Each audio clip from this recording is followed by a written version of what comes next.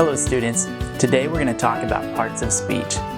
A part of speech tells us how a word functions in a sentence.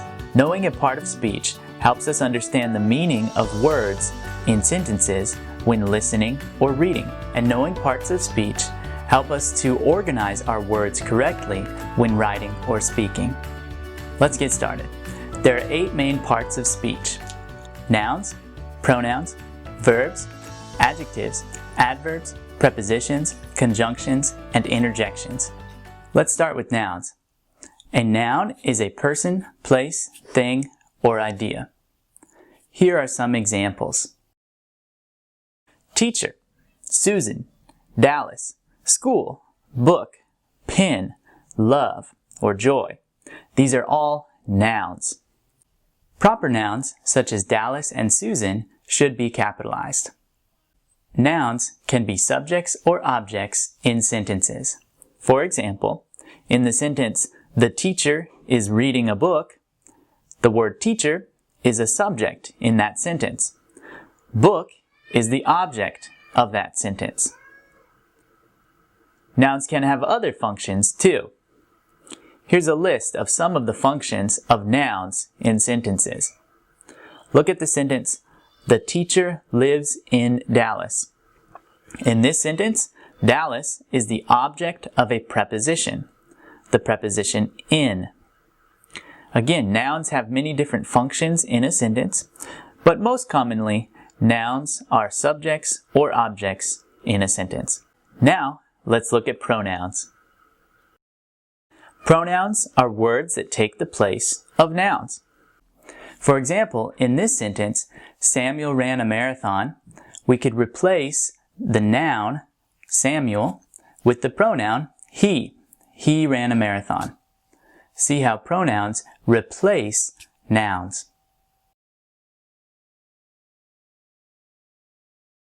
There are many different types of pronouns. Personal pronouns are I, you, he, she, it, we, you, and they. Personal pronouns can be divided into subject pronouns and object pronouns. Look at this example. Teacher Matthew explained a lesson to the students. He explained the lesson to them.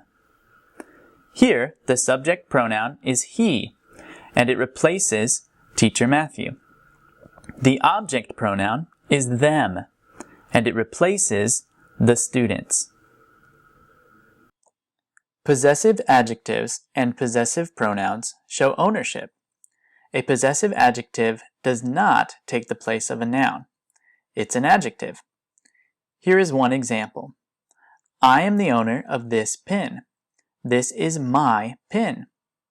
The word my does not replace the noun pen. However, the word my tells me something more about the noun pen, so it is an adjective. We will learn more about adjectives in a moment. Now let's look at possessive pronouns. Possessive pronouns also show ownership and they take the place of nouns. These include mine, his, and hers. For example, this pen is mine. Or look at these examples. My pen is blue and your pen is red. This sentence uses possessive adjectives. Instead, I could use possessive pronouns. Mine is blue and yours is red. Remember, pronouns replace nouns. Adjectives usually come before nouns and they do not replace nouns. There are other types of pronouns too, reflexive, demonstrative, and so on. But just remember at this point that pronouns take the place of nouns. Now let's move on to verbs. Verbs show an action or a state of being, like a feeling. You always need a verb to create a sentence in English. I've already spent some time talking about verbs, but remember, verbs should agree with the subject. For example, he likes chicken, and we say they like chicken. Notice how the verb changes with the subject. Also, there are different tenses and aspects to show how a verb occurs or takes place over a given time. and we will talk about these in other videos. Let me introduce one other verb-like part of speech: helping verbs, or auxiliary verbs. The main auxiliary verb that I want to discuss is do and does. This word is often used before a main verb. It is also used to create questions in English. For example, do you speak English?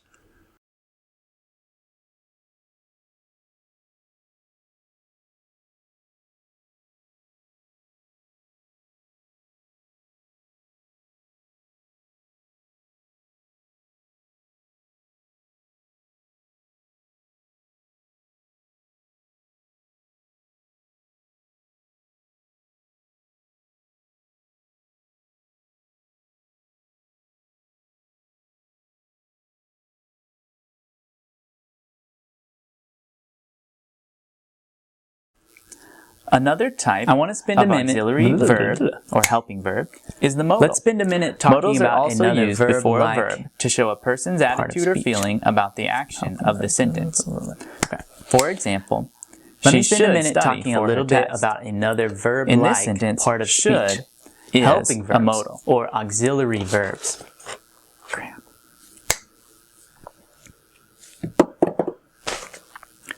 Let me introduce one other verb-like part of speech.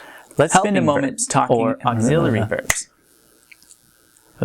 Let's spend a moment talking about another verb-like speech, the helping verb or auxiliary verbs. Another type of auxiliary verb or helping today is the modal. Do or does. Modals are used before a verb to show a person's attitude or feeling that we use to create questions in the sentence in English. For example, she should study for her test. In this sentence, should is a modal. English has a lot of modals. For example, with a variety of uses. Do you speak English? I could teach a whole class on modals, but I won't right now. There are two things to know right now about modals. Another type of auxiliary word or modals are not main verbs. In formal English, modals are not used as the main verb or helping verb, so is the modal. A modal is used to show how a speaker feels. Modals are not used as the main verb. So, I can soccer is not a sentence. A sentence needs a modal and a main verb to be correct. I can play soccer. That's correct. Now we have a complete sentence.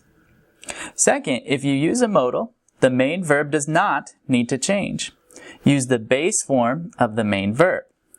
For example, we can say, she can play soccer. But we do not say, she can plays soccer. Notice the difference. Some modals are used to express time, in a sense. So for the past, I can say, he could play soccer when he was young. For the present, he cannot play soccer anymore. And for the future, he will be able to play soccer.